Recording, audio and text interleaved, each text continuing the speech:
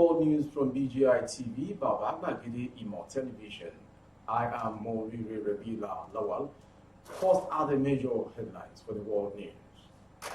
It's sad, Buhari complained about 40 million naira APC form in 2019, but approved 100 million naira form for 2023 at the Garba. 56 people eat in Nigeria like termites, Al-Mustafa alleges. Nigeria needs visionary leadership to reposition for development.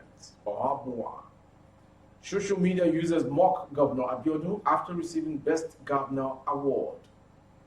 No plans to withdraw Naira note from circulation, CBN. Bandits collected 5 million Naira from victim in Zamfara, says survivor.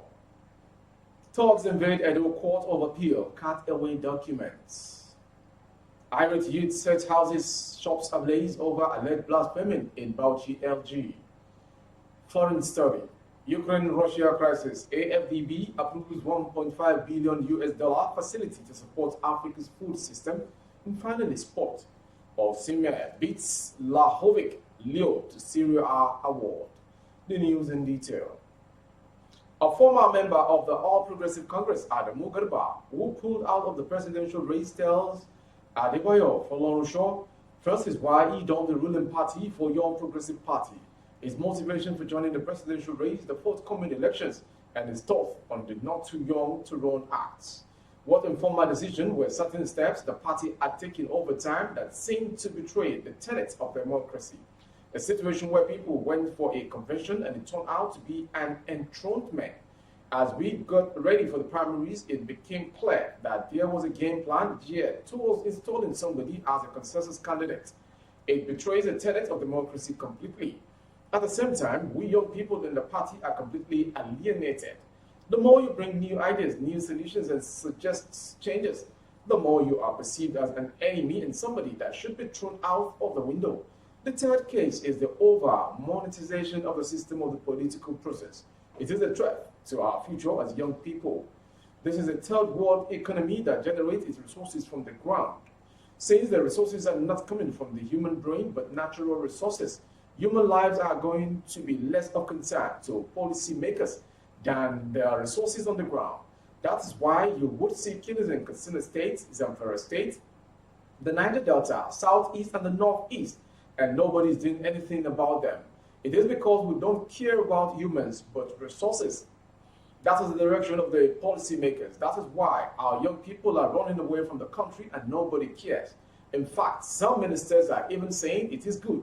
So you would see we don't have a future here. We have monetized everything, from health care to education, roads, and even the office that is supposed to deliver the goods. That's one thing that made me conclude that the party really doesn't represent the future. And Buhari himself denies and frowns against 40 million naira presidential form as a 2019, but approves 100 million naira form for 2023 presidency coming soon.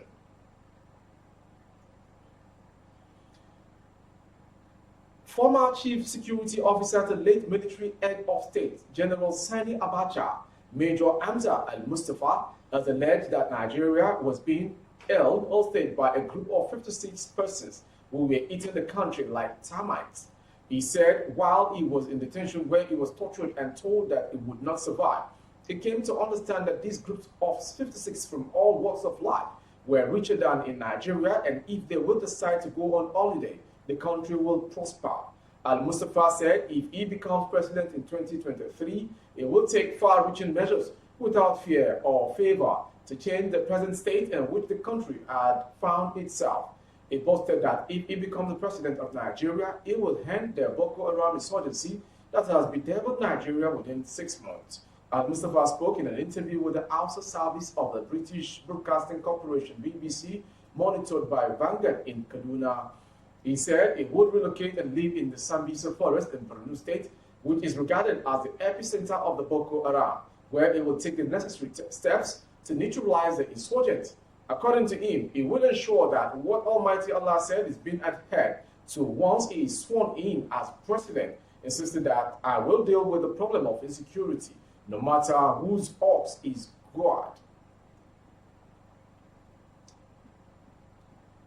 Dr. Sam Oabua is the convener, the New Nigeria Group, a group with a vision to make Nigeria become a first world nation where all the citizens live in harmony, treated equally to achieve peace and prosperity for all. In pursuit of that vision for a better Nigeria that would compete globally, Oabua has been into advocacy, written several books, organized seminars, conferences nationally and internationally, became chairman, president of institutions, organizations, groups to ensure that these efforts yield desired results. But he discovered that the more effort he makes, the more he struggles and matter worsen. Hence, he has decided to take a bolder step to lead Nigerians come 2023 under the platform and flagship of PDP. In the course of being a leader to several bodies in the private sector, Oabua has traveled to many countries of the world and saw political leaders plant and develop their environment, and teams are working for the good of every citizen. Back here, Oabua wonders why teams are not working in his country, Nigeria. Following this, he has identified 4 major challenges Nigeria is facing, in which he has prepared himself to tackle for the country to move forward if Nigerians would allow him to lead this country come 2023. These challenges include poverty, corruption, injustice, and insecurity. You are watching the world news, reaching out from Baba Gbagede Imo Television. Nigerians have lambasted the Ogun State's governor, Dapo Abiodun, and the Vanguard newspaper for giving Abiodun the Award of Excellence as Best Governor Award of the Year. Governor Abiodun posted on his Twitter handle as being recognized and crowned with the Award of Excellence by one of the leading Nigerian newspapers, Vanguard. The governor wrote, as a further proof of pragmatic leadership approach and impactful developmental strides, we have been awarded one of the top 5 governors of the year 2021 by Vanguard Nigerian News. Social media users, however, mocked Abiodun, spotlighting the shortfalls of the governor, especially in infrastructural development. These are more stories coming as a tweet identified as General Gaskirov top 5 with all the bad roads in Ogun State. Come on, you need to walk, drive through, most especially this raining period, from Songo to Ijoko, Itoki, Agbado, Adiban, gas line, Aibole, Ajunwo, etc. to understand what we are talking about. The award is a fake and you do not deserve the award as best governor. Another Twitter user, Doctor of Body Language, said, "This is so scary that we got an award of excellence. Come to Adodo and you will collect the award you gave him back." So, a national story, the Central Bank of Nigeria, CBN, has dismissed a report that it intends to replace the Naira note in circulation with digital currency, the e-Naira, in due course. CBN Director of Corporate Communication, Mr. Osita Unwanisobi, said in a statement on Saturday that the reports were false. According to him, the comments purportedly made during a stakeholders engagement in Asaba, Delta State, on e-Naira adoption and on which the reports were based was misconstrued. He called on the general public to disregard the report. The CBN director explained the digital version of the Naira was meant to complement the existing currency note and therefore would circulate simultaneously as means of exchange and store of value. Mr. Unwanisabi tweeted the benefit of the e-Naira, stressing that apart from its safety and speed of use, it will give the underbanked and unbanked populace greater access to financial services, enhancing financial inclusion. He urged members of the public and business owners to embrace the digital currency as it offers more possibilities. Moving forward to another insecurity story, a member of the National Youth Service Corps who escaped from his captors at the forest in Zamfara, Yeye Telum Madidi, has disclosed that shortly after he escaped, all the victims were released after the government paid money for each victim. Platform Times gathered that Madidi was deployed in Sokoto and was abducted while ongoing to the camp alongside other passengers. Platform Times further gathered that Madidi was abducted alongside 2 other corps members along a highway in Safi, local government area LGA of Zamfara. He said after he successfully broke away from the kidnappers' hideout, he saw other victims already released after the payments of cash by the government. He said later in camp, "I saw the other corps members that were kidnapped alongside myself. They told me that the government paid money for the release of all the passengers." Narrating how he escaped, Madivi said he had boarded a bus heading to Sokoto from Benue for the compulsory 3-week NYSC orientation before his abduction.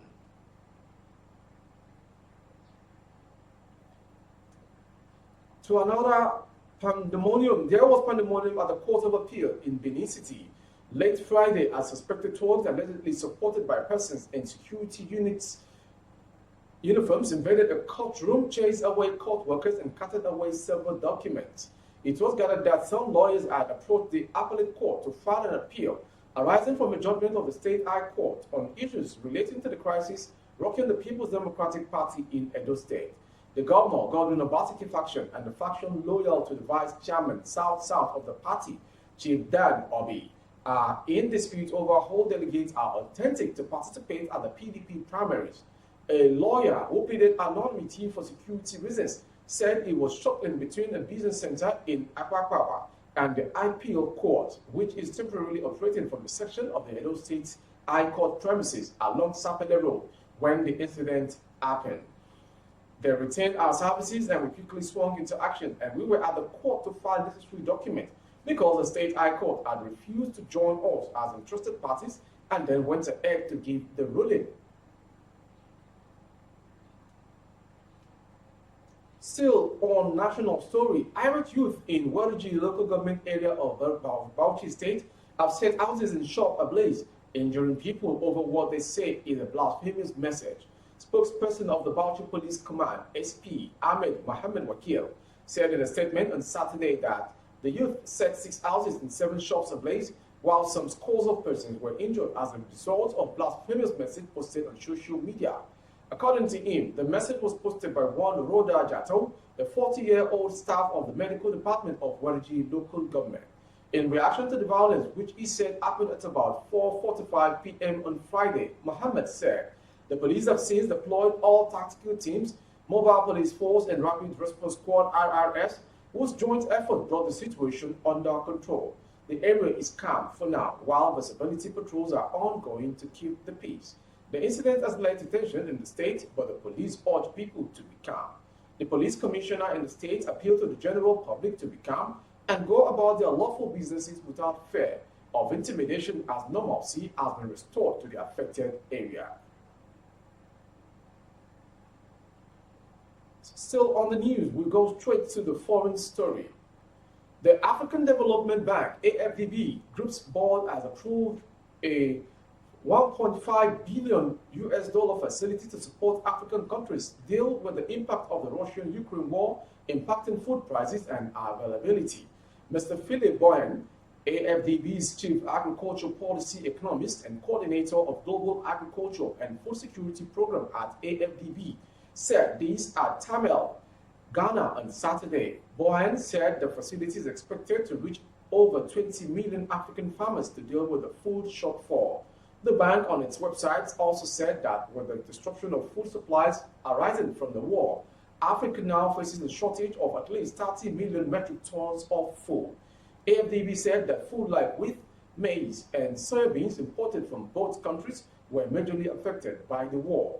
According to the bank, the $1.5 billion and African Emergency Food Production Facility is an unprecedented comprehensive initiative to support smallholder farmers in filling the food shortfall. Finally, sports story.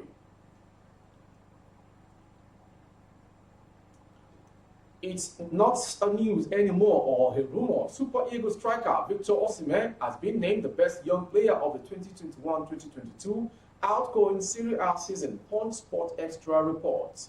The Napoli striker beat Juventus striker Dusan Vlahovic, Leo of AC Milan, and Sassuolo's duo Gianluca Scamacca and Giacomo Raspoderi to the prestigious award despite scoring fewer goals than the trio. The Nigerian international scored 14 goals and made 5 assists in just 26 appearances Serie A this season. Vlahovic scored 24 goals in 35 games for both Fiorentina and Juventus, while Scamacca has scored 16 times in 35 games for Sassuolo. AC Milan's Mike Magan was named the most valuable goalkeeper in the Italian top-flight division, while Jason Brema won the award for the best defender. Inter Milan's midfielder Marcelo Brozovic, Inter, and striker Ciro Immobile, Lazio, Both won award for the best midfielder and striker in the Serie A. Osimhen rarely featured for Napoli this season due to injury problems, specifically multiple facial fractures he sustained during a nasty clash of heads with Inter defender Milan Skriniar in November 2021. That was the world news from BGI TV, but before we go, a quick recap of some major headlines before we go.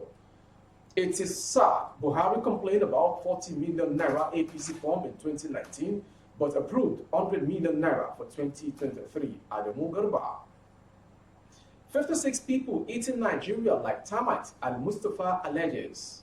Now to foreign story.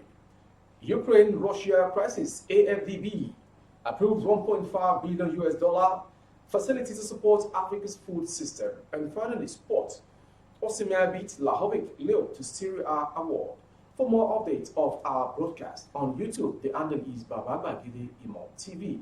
Kindly subscribe and click on the notification bell. Select option all to access our broadcast.